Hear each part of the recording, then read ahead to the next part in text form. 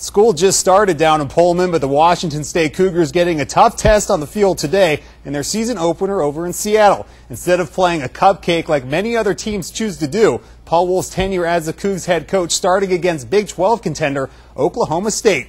And there is the Coug alum hoping to get a competitive effort out of his team today. And the Cowboys hoping to prove they're ready to challenge for that Big 12 title. The Cougars offense are having a difficult time getting in sync. Brandon Gibson looks like he's got a big play, but he cannot hold on. Ouch, that would hurt the Cougs. Then later in the first, it's already 3-0 Cowboys. Kendall Hunter, he gets in from 11 yards out. He had a $112 on the ground and 2 touchdowns. It's 15-0 Cowboys at the break. Second half, Wazoo's defense did play well pretty much throughout. This one of 2 picks they had on the day. Cowboys quarterback Zach Robinson was held without a touchdown pass. It's now 18-0 bad guys in the third quarter, but Gary Rogers finds Gibson, who's going to hold on this time.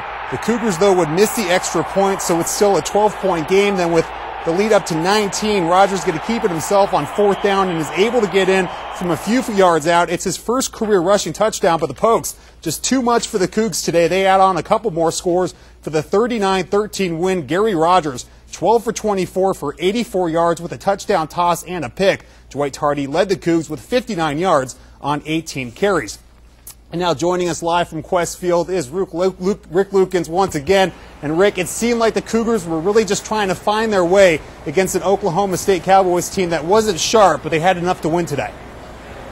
Yeah, the Cougar defense, Ben, was very good today considering the way things went, and they had a lot of pressure on them. The Cougar offense, as we've mentioned, struggled early. This was not unexpected, but maybe not to the degree that we saw in the first half. Yes, the Cougars did settle down after 52 yards of offense in the first half, and more than double that with their first scoring drive midway through the third quarter.